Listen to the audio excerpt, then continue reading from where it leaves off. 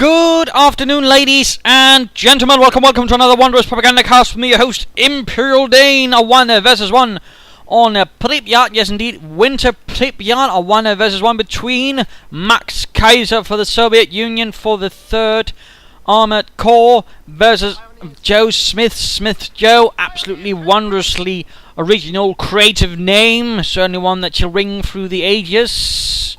Somewhere in a backwater in the middle of the United States. Fighting for the Reich, fighting for the 16th Panzer Division. A small, swift and brutal battle shall envelop here. And we are noting here that maxkeiser is immediately sitting out north. The aptly named Soviet player maxkeiser. Grenadier squad popping up first initially for joesmith Joe, and we'll just call him Joe because that's ultimately going to be a lot bloody easier. And ultimately still distills the essence of his very creative name. Centre push here by the looks of it from maxkeiser.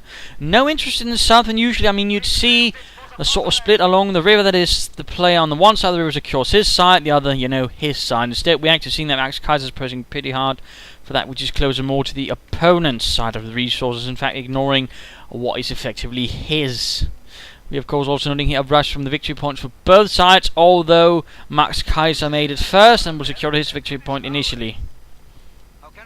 Second Grenadier squad appearing, also noting here for doctrines, Festung armor, joint operations, spearhead, and for maxkeiser, if you can click there, we'll be noting guards rifle, guard motor, and shock rifle, pretty much the originals. As for the Germans, we are seeing more of the DLC commanders.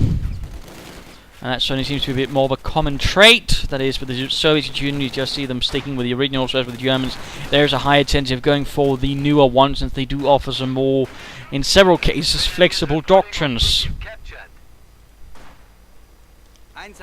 Grenadier sneaking north, Grenadier squad heading there, MG42 following up quickly, conscripts continue pushing the centre. Again, very little interest from maxkeiser in the south.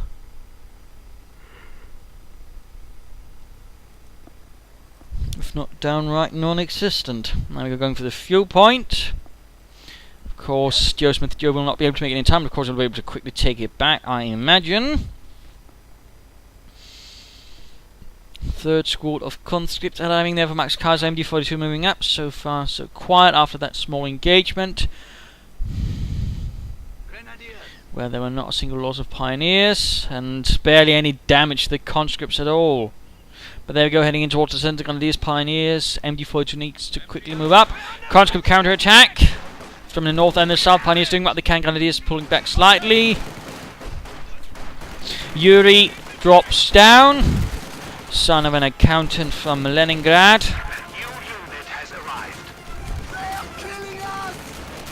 And conscripts continue to take rather heavy losses. In fact, the squad could very well be wiped out. Nice coordinated fire there from the two German squads. Conscript squad, no flanking about, though. Well done there. Taking up cover, firing at the German troops, but they are not covered. Well done, well done.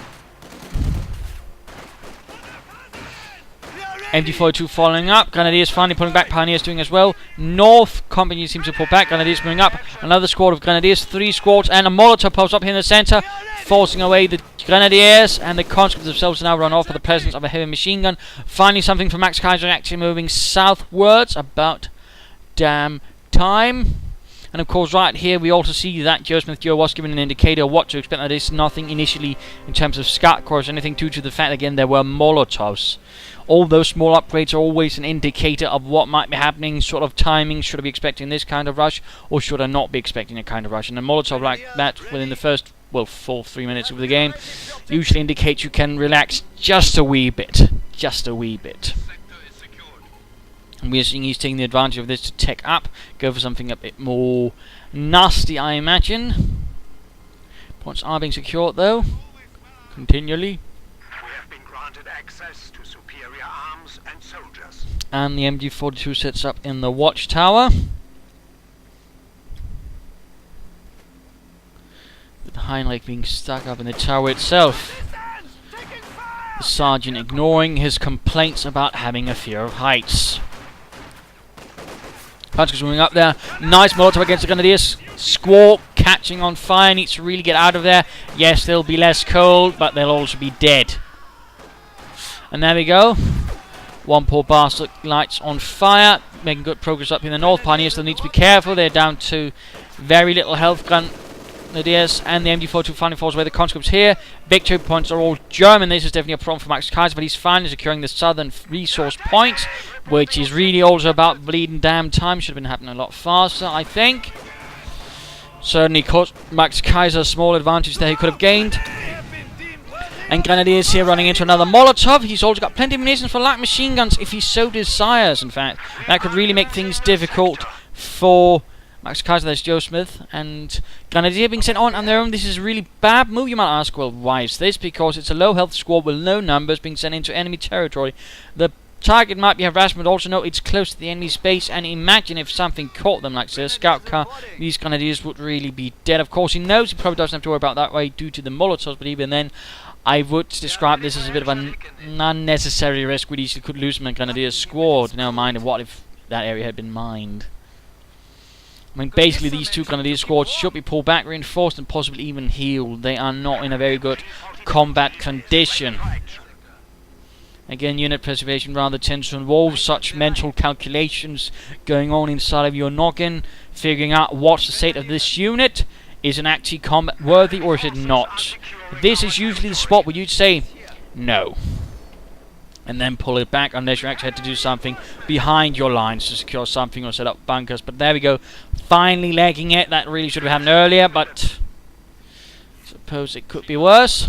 Like to mechanized company up. A half track would be good. I mean, particularly on a winter map, so you can more or less ignore the winds, but of course, and the blizzards, but also quickly move about troops in force. In this case, he seems to instead go for a squad of Panzer Grenadiere. Point being secured up there, MD42 setting up to cover this area. Nice move. And we are seeing a support weapon company up for maxkeiser. Always under search by the NKVD, suspected of being a fascist. Still plenty of munitions being floated there. He could, I mean, he should actually consider doing something with it, either upgrading or, for example, mining. I mean, right here or here would be some good spots for telemines. S-mines could also be a good move, you know, setting up, covering some routes, advances. But generally, I mean, if you have some spare time, you have some spare munitions, mining about isn't actually a bad idea. You usually want something to slow down your opponent during an advance in the case you're forced to retreat. And of course, you can also provide protection against a direct vehicle rush if they suddenly hit a telemine, in which case their vehicle is not going to be moving anytime soon. Flamethrowers up here.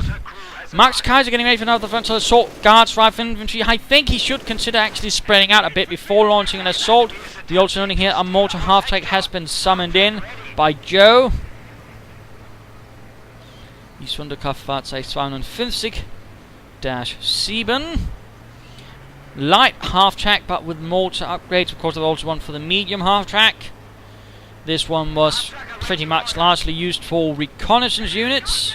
Also, the only one of the half-tracks currently in company which actually belongs to that, which actually is a bit awkward from my point of view in terms of organisation and how things were actually equipped according to that.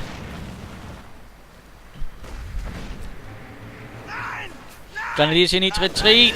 MD42 setting up, but very close to dying of freezing. Troops hanging about there. Guards motor doctrine is the doctrine of choice here for maxkeiser. The 120mm mortar has arrived.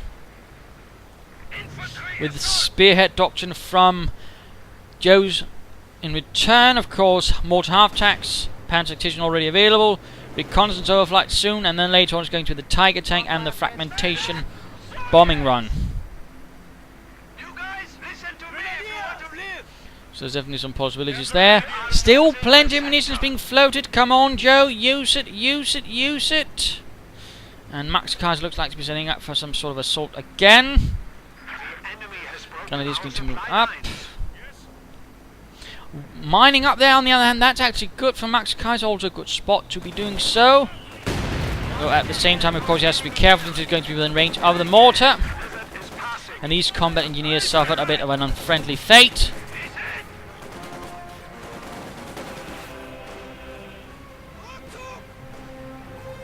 Another squad of Panzer Grenadiers, absolutely no defences against any sort of armour or vehicles. I would in this case say that Joe is playing with fire. Of course, he might be thinking, well, I'll just get, Panzer Grenadiers up over the Panzer Strikes, but I mean, if they get hit with a tank, I mean, considering the current terrain, it might not be the best situation. So there's not necessarily going to be a lot of positions they can take cover in to protect from enemy tank fire. Popping over though to maxkeiser, this guard's motor. Both players have been going for a bit of something towards armor, although maxkeiser also offers some infantry support, whereas Joe's is much more vehicle oriented.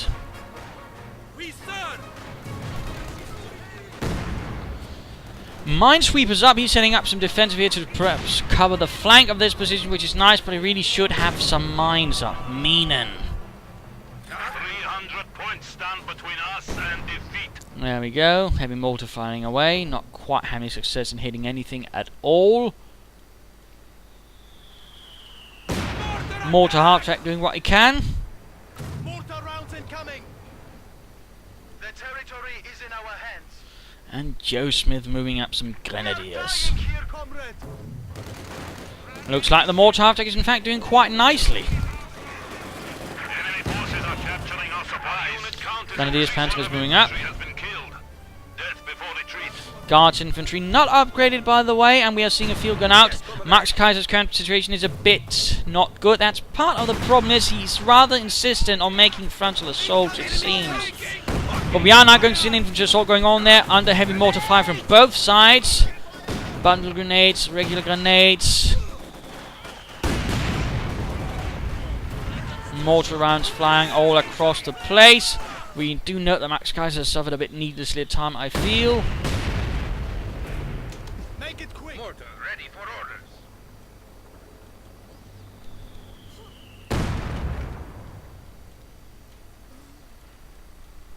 There we go, maxkeiser forced retreat. Field gun needs to move up. Mach schnell.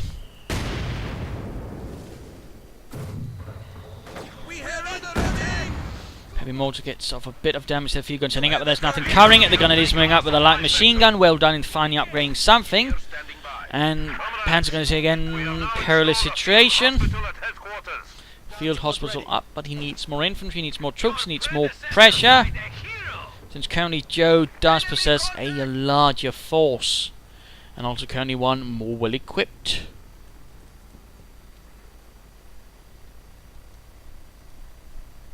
Now, if only he would actually put it to good use a bit more, and again, mines wins wars. I mean, gut up here would also be a good spot, for example, for some S-mines to cover any approaches from there, or for that matter, here would also be a good spot.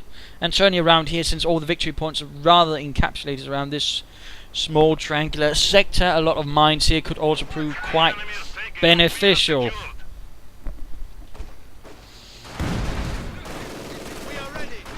Grenadiers hacking across on the ground. Grenade going off, almost wiping out the Grenadier squad. Needs to retreat.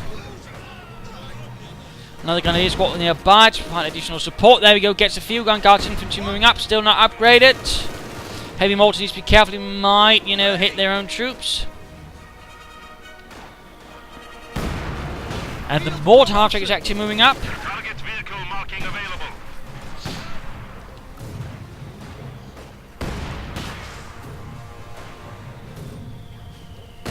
And the guards infantry are very quick to actually abandon the premises once they realise they are under fire from the German mortar half-track. Also, I get the impression that maxkeiser is saving up for something. Might be he's actually saving up for the T-34-85, opting for a bit of a extended tier 1 with the support weapon company, and then otherwise going for it. That could definitely work out.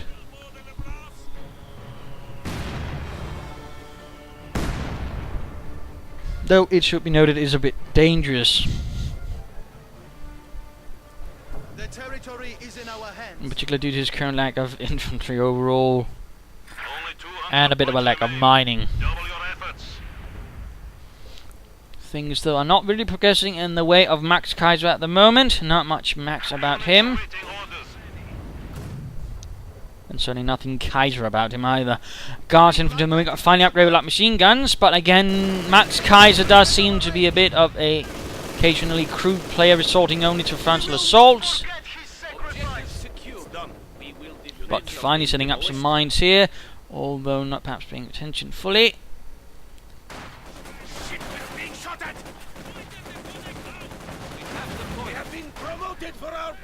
Panzer's running into a bit of trouble with the flamethrower. More Panzer's moving, grenadiers moving up as well. Combat needs to get out of there. I mean, it was great mining there, but you know, usually you want to set more direct routes up as well first. Now the conscripts on the next target as German infantry advances in quite a horde. Anti-tank rifle ready.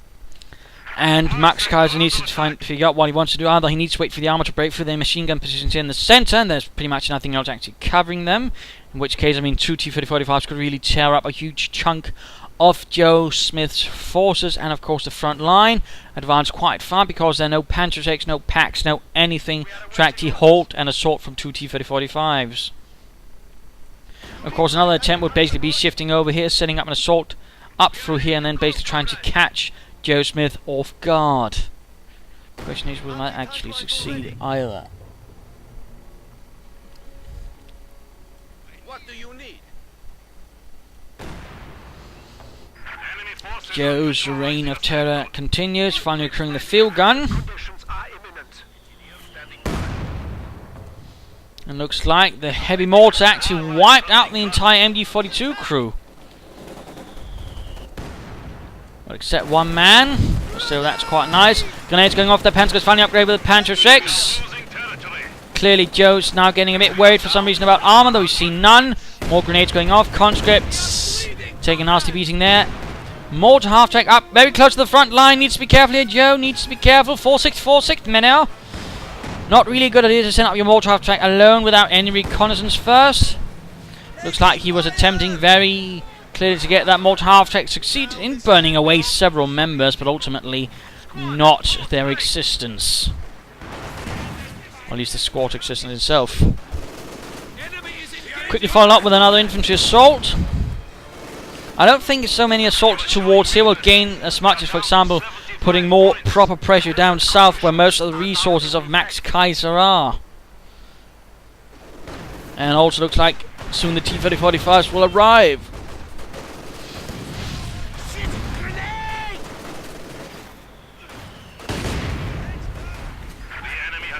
And there we go with the sacrifice of the combat engineers. T-3045s can soon be called in. Less than a minute and they will roll onto the battlefield and crush the fascist invaders.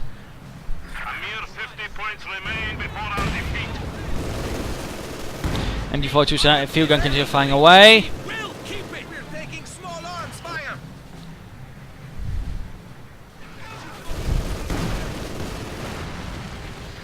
More incendiary rounds, in this case though not really achieving anything except scorching some snow, which I don't believe are in the plans of the Oberkommando des Heeres. And there we go, the two T-35s arrive, rolling through the snow.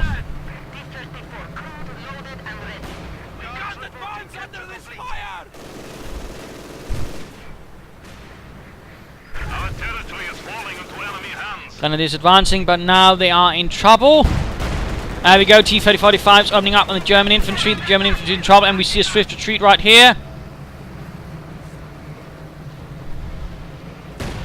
Soviet armor advancing. A version of the T-34 with better turret, well, a better turret basically, and a better gun. Chassis was essentially the same. Some conscripts here a bit further away, but now the T-34s, and in fact the entire front line is opening up. We're seeing a full panicky retreat here from Joe, after Joe rather made the hubris-like mistake of, utterly leaving himself open to an armoured assault. At the same time though, maxkeiser really needs to get moving. He's got barely any victory points left. T-34 moving up there. Panzer squad taking losses, down to 2 men. If you can get that Panzerschreck squad out of the picture, that's pretty much going to be it. And there we go, wiped out, no more. Torch!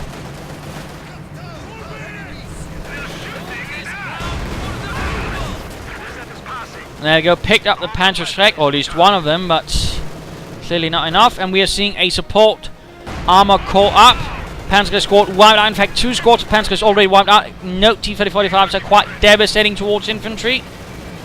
Something that does seem to get forgotten a bit.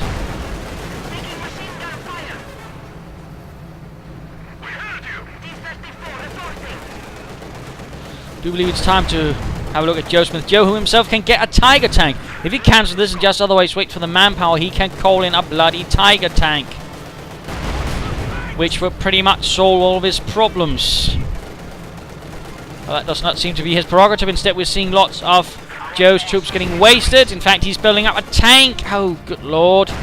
And a single T-34, that might not work out, but let's go for the mid-game analysis. Current situation is the Soviets have conducted a successful assault, breached the front line due to Joe's negligence, having gotten too caught up in the infantry and thus neglecting any sort of real proper anti-tank defences, and the T-3045 call in, pretty much shattering the front line and causing a lot of death and destruction. And currently, Joe doesn't really have a lot to stop it with. He's getting some armour now, though I think again the Tiger might have proved a bit more useful. He might, of course, want to panzerfaust both T-34s so they can't ram, but that's currently another consideration. He's also got plenty of munitions again. I mean, this could also have been avoided had he simply mined this road. But again, it didn't happen. In that sense, Joe, while apparently a reasonably high-level player, at least he's clearly played the game a lot, but he doesn't seem to have necessarily learned all of it, or at least some of the vital aspects of it. Which, of course, is a bit the problem with some people, who think that level is ultimately descriptive of skill. It's not. It can give you some rough indication, but ultimately, I mean, you still get people here like Joe Smith Joe, who's level 90, yet mines don't actually seem to exist in his vocabulary. But, he's going for some different doctrines, so I thought that was one reason to do it. And of course, maxkeiser needs to be careful. He is within the enemy's lair, the den of the lion, and could easily lose those T-3045 if he's not careful. So that is something he needs to be very much aware of. And we're seeing some Panzer sneaking up with Panzer strike soon getting ready. Combined with the Panzer IV, that could actually prove to be quite the trap for the T-3485s, because there's a bunker right there, and while the Panzer grenadiers out in the open would be quite vulnerable, in a structure in a bunker, they're actually going to be quite the threat to enemy armour. Which of course is also another reason perhaps, use bunkers, not so much for just machine guns upgrading, but also providing infantry for precision is actually fighting against tank where they otherwise know where places to hide. So that's actually a suggestion to some players who might be struggling in that sense, but otherwise, could work out. maxkeiser needs to consolidate, he needs to mine. Again, mining matters, and of course he needs to get some more troops out in the field. He needs to secure his resources, at least in that sense Joe's doing alright in harassment, that's good. Although again, it can be occasionally a bit of a risky and senseless harassment, I feel. And of course, with Joe, otherwise it's going to be about pressuring the victory point and getting those last 28 gone. But again, right now it's getting those 2 T-34s out. Then of course for maxkeiser it's about doing as much damage, but at the same time he might want to consider actually getting them out of there, pulling them back and then getting ready for another assault. But let's return to the fight.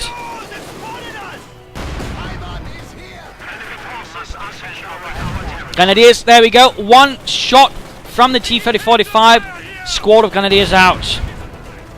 Again, a lot of people seem to forget, the power of the Soviets versus the Germans when it comes, amongst other things, the tanks. They can easily wipe out entire squads. Again, that's for the Germans is quite costly. In fact, currently Joe Smith barely has anything left. The Grenadiers are still upgrading, and there we go.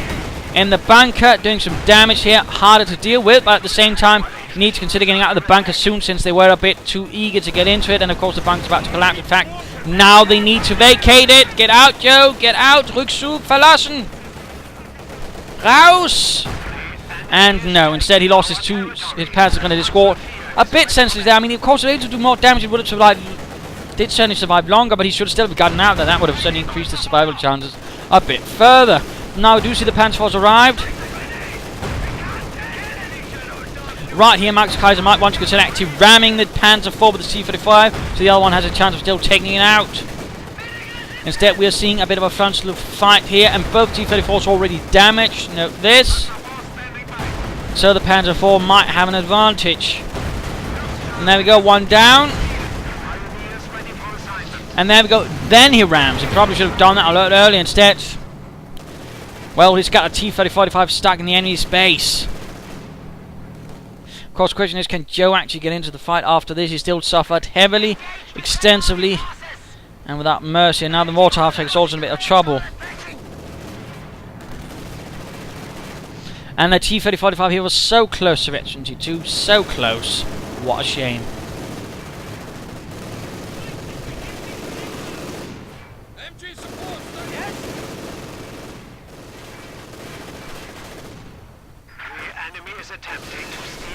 Armor piercing rounds, and it's actually working. Wow. I mean, of course, no, not every shot is actually penetrating, but apparently, you know, just shoot enough, and with that low health, and considering the fact it's immobilized, it's actually going to work. Well, that's the first time I've seen that, but again, it was rather extraordinary conditions. Otherwise, it probably wouldn't have worked at all. Still fun to see, and it's only got that MG42 Veteran 2. We are seeing here that maxkeiser continues to be aggressive. He continues to try and keep Joe actually contained. And in that sense, that's not necessarily a bad idea. Because the more that Joe's fighting on his own territory, the less he's not going to be fighting on maxkeiser, and the less he's going to be able to be close to the victory points. So there's definitely an idea there. Our opponents are seizing a sector. And of course, Joe should consider getting something more out, and again, a Tiger tank would do quite nicely. The enemy has put a wedge in our lines. Mortar advancing. Tankobi battalion command going up. No SU-85s looks like for maxkeiser.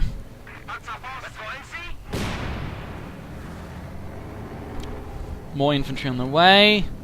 Still would like to see a Tiger tank, but also note again he's got tons of munitions. It's not really good with that much munitions flowing out, although in theory he could soon call in 2 fragmentation bombing strikes, which if well handled could do a lot of damage.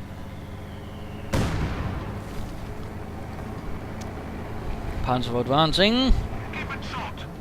Troops moving up. Panzers moving up.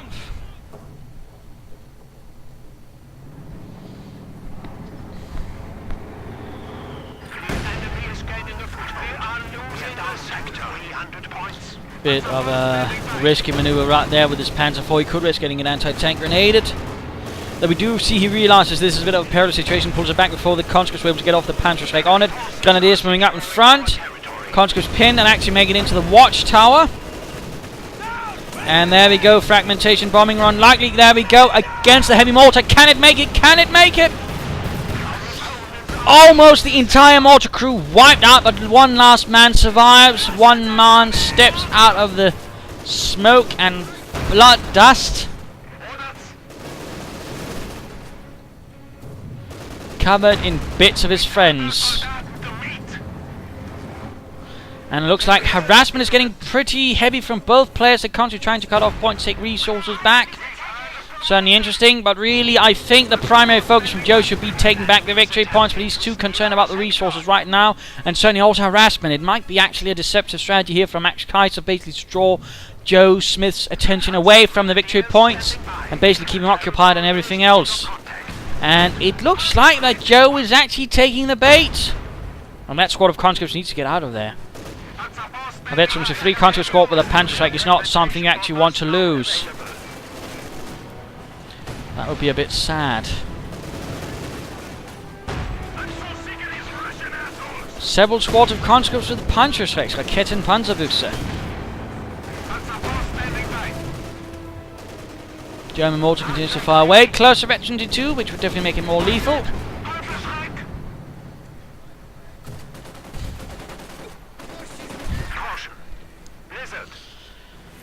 Still, maxkeiser's managing to keep Joe away from the victory points. Largely, I mean, there's still one in his hands, but the other 2 aren't.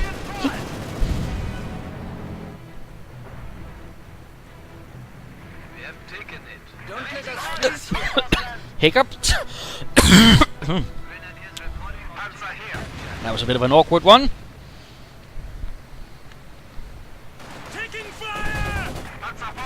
Also noting here that Joe is not recruiting his weapons. He's not recruiting his MG42s. That's not really a good sign. Usually you want to do that.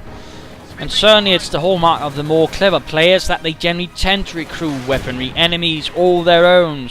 I mean, we've got a heavy mortar here which could actually be recruited by either side as well. So I'm rather feeling those are some missed opportunities, to put it mildly.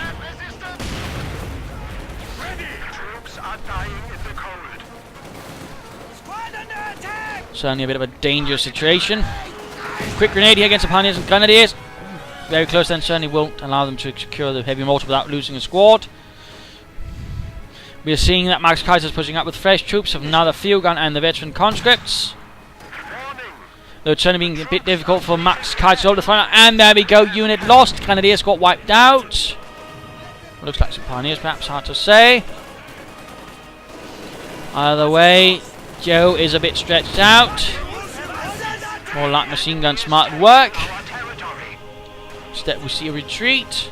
And a Panzer IV which is not being repaired.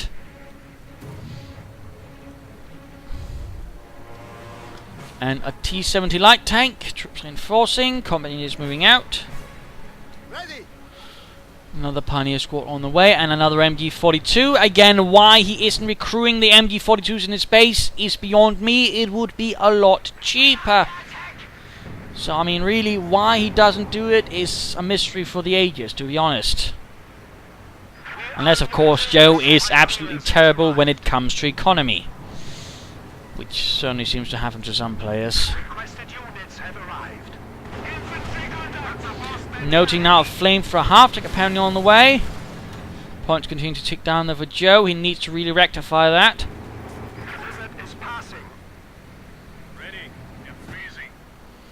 I also like to use some mines, but at least, you know, we see that maxkeiser is constantly playing aggressively. He's not sitting back now. He knows that the time has come and he's just pushing hard, pushing ruthlessly. And we're actually seeing that Joe is actually in the face of this getting a bit more passive, a bit more reluctant, a bit more defensive. In particular, but imagine the two T-4045s really gave him a shock. But again, that's what you get when you don't prepare again. Rule of thumb, always within the first 10 to 12, 30 minutes, have your own anti-tank assets. Anti-tank gun, field gun, Panzerschreck, something, but you need something. Something that can, at the very least, cause the opponent's armor to go, so, you know, hang on there, let's not, you know, get out of hand with this. We're just joking, you know, shooting up your men, all that.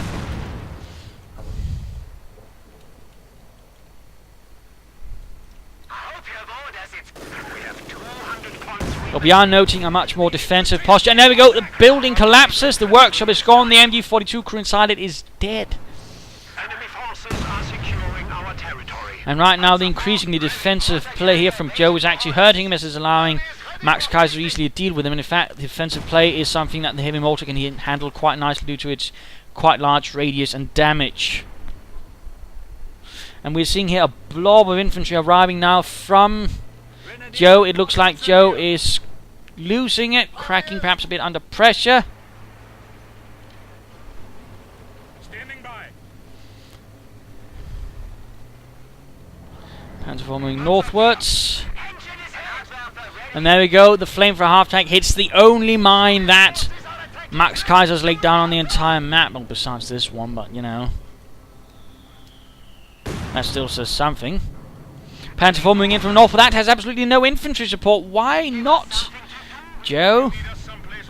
Well, popping over to maxkeiser, who, by the way, has not to utilise his vehicle ability once. It could have perhaps helped him here with the two 3485s in his base. Oh well. Enemy aerial reconnaissance. Troops standing around here. They really should get moving. Come on, Joe. And maxkeiser arriving on the T-34-76. T-70 here needs to be killed around that Panzer IV. Field gun firing away. And there we go. That T-70 is in a lot of trouble.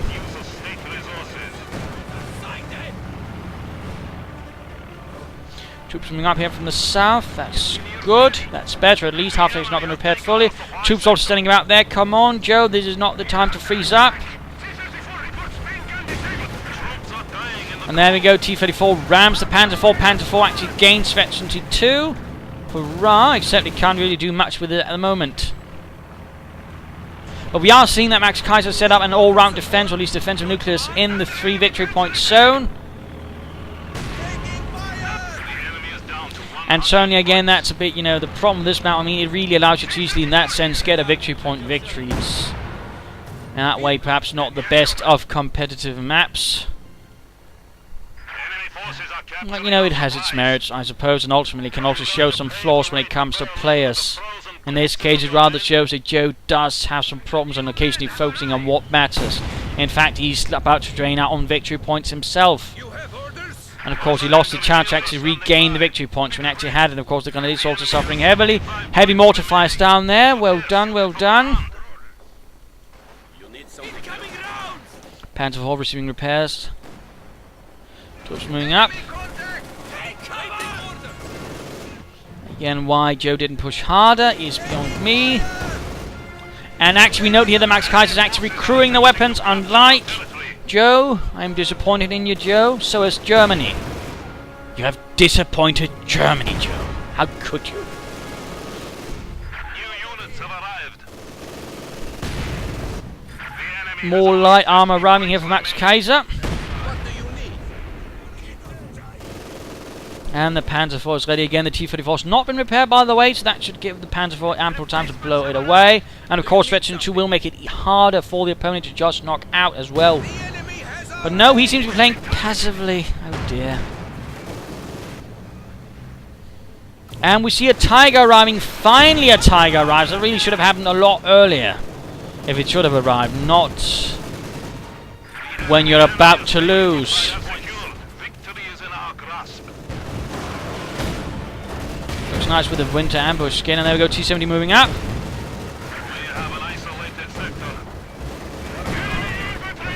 And we're actually noting a counter-attack here, actually perhaps to throw Joe off, which seems to be working in fact, which is a bit sad.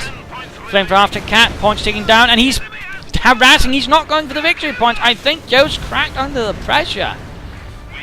And there we go, game over. It was rather close for the Germans, they could actually have won, but instead Joe seemed to lose it once he got attacked. Once things were thrown a bit off the rails, he couldn't handle it, and ultimately he lost. Partly because, again, the reason I'm guessing he lost, cracked under pressure, is basically because he all of a sudden began harassing the points when, you know, the resources wouldn't matter if he couldn't take the victory point. I mean, again, priorities when it comes to fighting. But, I mean, Joe had a nice solid lead, and then he lost it. Basically coming down to, you know, making, you know, again, the critical error of not having an anti-tank properly ready. And no mines. I mean, had either of those two prerequisites been there, he probably would have won, but instead he made those critical errors, which allowed maxkeiser to really get in there, and maxkeiser proved to be really aggressive, really in his face once he really got going, and he kept up the pressure, keep throwing Joe off guard and making it difficult for Joe to actually get back in the fight. In that sense, well played by Max, although some problems in the beginning. He should have had more infantry there, I think. And mines, again, mines. I really can't stress how much mines actually matter. Well placed mines can absolutely break up an enemy assault and make tanks that are otherwise formidable into target practice for your field guns and other armor. So again, they matter. I mean, it's nice to see the mortar half in use. It was nice to see, you know, some different doctrines, at least from the Germans, but I think, you know, Joe could have put more effort into it. He could also have used the, you know, panzer ability a bit more.